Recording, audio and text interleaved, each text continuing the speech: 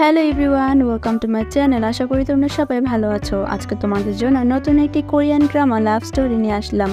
এই লাভ স্টোরিতে আমরা দেখতে পাবো একটি সাধারণ কম বয়সী পিচ্ছি মেয়ে যখন একটি কোম্পানি সিইওর প্রেমে পড়ে যায়, আর সে তাকে পাওয়ার জন্য কত কর্মকাণ্ডটাই না করে। তো সেটাই আজকে তোমাদেরকে এই গল্পে দেখাবো। তো চলো আর দেরি না করে এই গল্পের প্রথম এপিসোডটি শুরু করা যাক।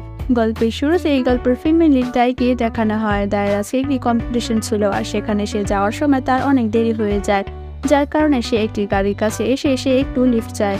আর সেই গাড়িতেই আমাদের এই গল্পের মেইন লিডকে দেখানো হয়, যার নাম ছিল লি। লিও তো সেই কম্পিটিশনে যাচ্ছিল, তবে সে চিফ গেস্ট হিসেবে যাচ্ছিল। কিন্তু প্রথমে তো লি তাকে লিফট দেওয়ার জন্য রাজি হয় না, কিন্তু দায়ের অনেক রিকোয়েস্ট করার ফলে সে রাজি হয়ে যায়।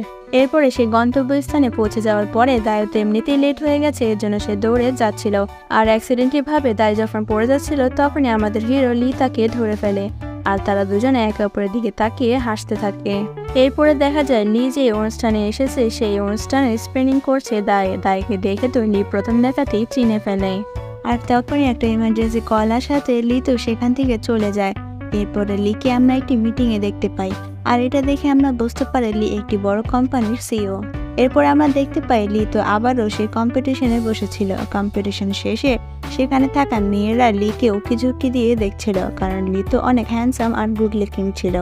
আর অনেক মেয়েরা লিকে ইমপ্রেস করার চেষ্টা করে, কিন্তু লি তো তাদেরকে পাত্তা না দেওয়ার কারণে অনেকেই সরাসরি গিয়ে লির কাছ থেকে লির উইচ্যাট নাম্বারটি চায়, কিন্তু লি তো তাদেরকেও পাত্তা দেয় না। আর এই সব কিছু দূর থেকে বসে বসে দাই দেখছিল। এরপরে লি যখন ওয়াশরুমে যায় হাত ধোয়ার জন্য, তখনই সেখানে দাইকে দেখতে পায়। দায়িত্ব লিখে বলে, তুমি আমাকে তখন লিফট দিয়েছিলে, এর জন্য আমি তোমাকে পেমেন্ট করতে চাই। আর তখনই সেখানে একটি ছেলে চলে আসে। ওই ছেলেটাকে দেখে লি তো দায়ের সাথে কোনো রকম কথা বলে না, সে সেখান থেকে বেরিয়ে আসে। এরপরে দায় যখন সেখান থেকে চলে যাবে, তখন লি তাকে পেছন থেকে ডাকে আর তাকে বলে তার পেমেন্টটা করে দিতে। এটা শুনে দায় অনেক অবাক হয়ে যায়, কারণ সে মনে করেছিল লি হয়তো তার কাছ থেকে পেমেন্ট নিবে না। এখন দেখে পেমেন্টের জন্য সে নিজে তার কাছে পেমেন্ট চাইছে। এরপর দায় যখন বাড়ি চলে আসে, তখন সে তার আন্টিকে বলে, আজকে আমার অফিসের সিইওর সাথে আমার দেখা হয়ে গেছে। সে যে এত হ্যান্ডসাম আর গুড লুকিং, তাকে দেখে আমি তার প্রেমে পড়ে গেছি। আর সেখানে থাকা অনেক মেয়ে তো লির সাথে কথা বলার চেষ্টা করেছে, কিন্তু লি তো কাউকে পাত্তা দেয়নি। আর আমি যখন লির সাথে কথা বলেছি, তখন আমি বুঝতে পেরেছি লির হয়তো আমার ওপরে ইন্টারেস্ট আছে। এই কথা শুনে দায়ের আন্টি বলে, আমার তো আর বুঝতে বাকি নেই, তুমি তোমার অফিসের সিইওর প্রেমে পড়ে গেছো। এরপরে আমরা দেখতে পাই তাই তো সেদিন রাতে উইচ্যাটে লিয়ের সাথে কথা বলতে থাকে, আর সেই সময় সে তো খুবই হ্যাপি ছিল। এরপরে সেদিন সকালে দায়ের যখন ঘুম ভাঙে, তখন সে খুবই হ্যাপি ছিল। আর সে যখন ফোন চেক করে, তখনই সে দেখতে পায় লি তো তাকে উইচ্যাট থেকে ডিলিট করে দিয়েছে। এটা দেখে তার মনটা খুবই খারাপ হয়ে যায়, আর সে বলে, লি তো আমাকে উইচ্যাট থেকে ডিলিট করে দিয়েছে, এখন আমি কি করব? তাছাড়া লি যদি কখনো জানতে পারে আমি ওর কোম্পানির খুবই সাধারণ একটা মেয়ে, এটা জানলে তো ও আমাকে কখনোই পছন্দ করবে না।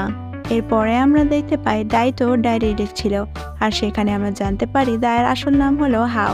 সে যখন লাভ স্প্রিং করে, তখন সে সবার কাছে নাম জানিয়েছে তার নাম হলো দাই। সে দাই নামে সবার কাছে পরিচিত।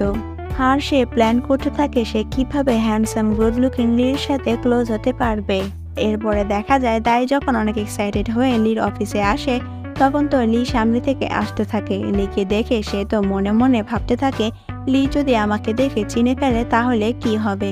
তাকে বুঝতে দেওয়া যাবে না যে সেই কম্পিটিশনে আমি লাইভ স্ট্রিমিং করেছিলাম। এটা বুঝতে পারলে তো আমার জন্য সমস্যা হয়ে যাবে। আর এরই সাথে গল্পের প্রথম এপিসোডটি এখানেই শেষ হয়ে যায়। Thanks for watching.